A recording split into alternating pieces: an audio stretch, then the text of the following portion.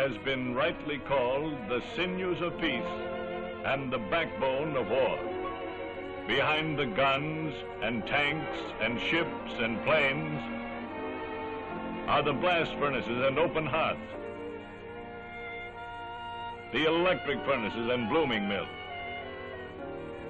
Tending these giant furnaces have always stood a breed of men apart, giants in the land, those men of steel.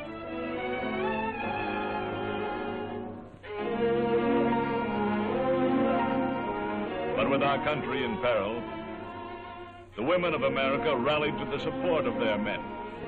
And here, in this almost the last great industry we thought could be handled only by men, these mothers, wives, and sweethearts came to stand shoulder to shoulder with them in almost every capacity.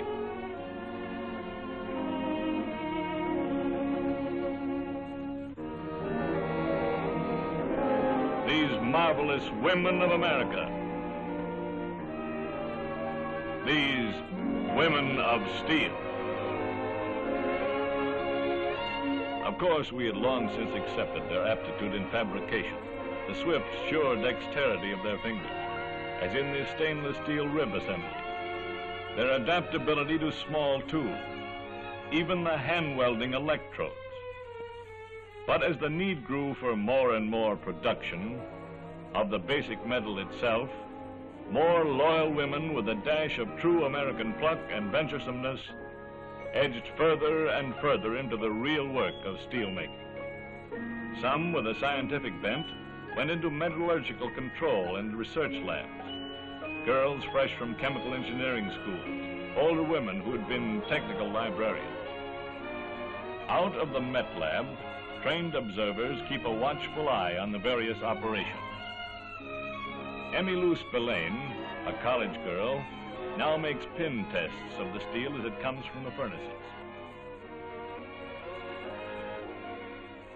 Isn't this pretty hot for you, Miss Spillane? Well, I hear it gets kind of hot around the kitchen stove, too. I never thought of that. Yes, and it gets pretty hot out there in the South Pacific. I see what you mean. Tab girls were needed at the soaking pit, so Judy Magella replaced a man at the scale board. Alongside of the world's largest hot strip mill turning out steel plate for ships, the labor gang is now made up of women. Here is Mrs. Barconi from Hungary, a great-grandmother. And the work isn't too hard for you? No, I used to work in a butcher's shop. I like this better. It's more excitement. It is that, all right. Yes, women make good inspectors. Here is one applying the Magnaflux test to steel for airplane motors.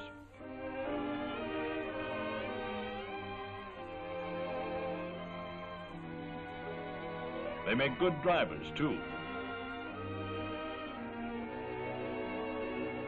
American girls raised to drive the family car find it no trick at all to handle trucks and tractors.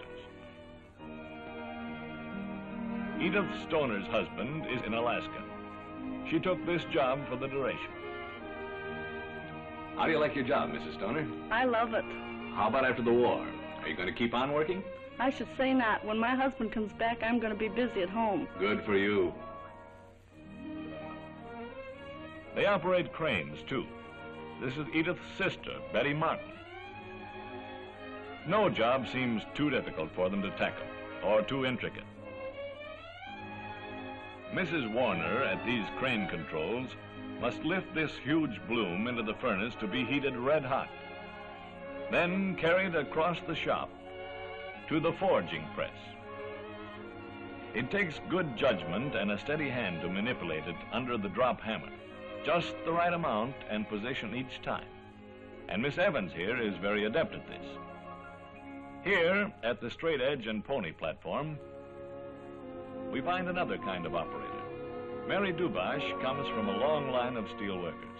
Her father, her uncle, and her grandfather before. So it was natural for her to come here and get into war work. And speaking of generations in the steel business, Fred Kaler was rightfully proud of his son following him in the machine shop. Then the war took the boy, Fred felt pretty badly about that, till his daughter Hetty said, "Let me take his place for the duration."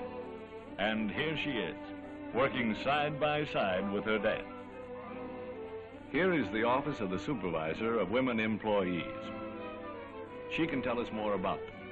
If you will, Miss Campbell. Women in steel are simply the result of realistic thinking. In time of war, you have to have steel. Well, you also have to have people to make it. With the Army taking men by the thousands, more than 16,000 from our plant so far, we had to find people to replace them. A great untapped reserve was women. How many do you have? About half of the replacements are women, more than 8,000 of them. The rest are older men and young boys. And the women, are they doing all right? Beyond anything anyone ever dreamed of. They're doing something in almost every department in the plant. And I don't mean just clerks and checkers. We have women engineers and oilers in the boiler room. Women repair experts. Women work at the ore mines, above ground, along the unloading docks, and our private railroad tracks. Women carpenters. And women shipbuilders. And women load and unload our freight cars. We have girls in charge of our tool cribs, and that takes the knowing of a lot of tools to do that. Many of our girls have never worked before, outside their own homes. I've seen the share the ride cars picking them up.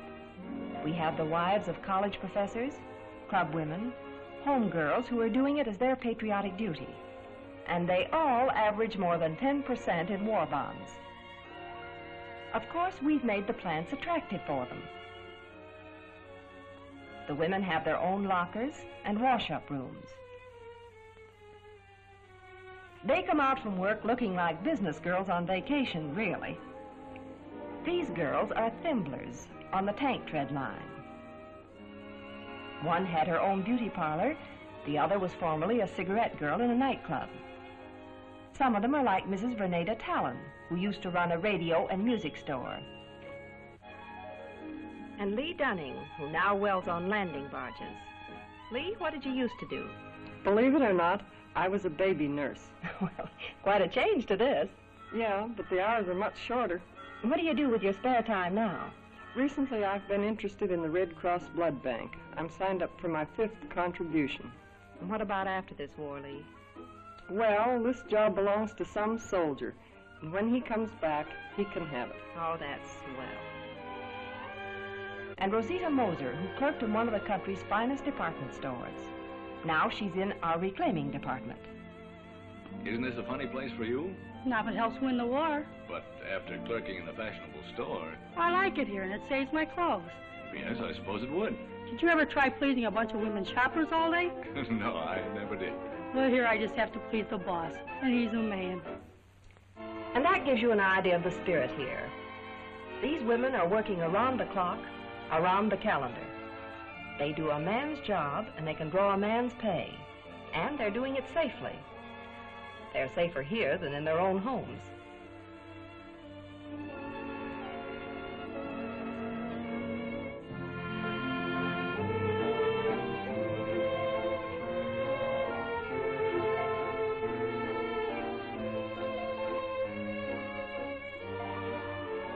All America salutes its women of steel.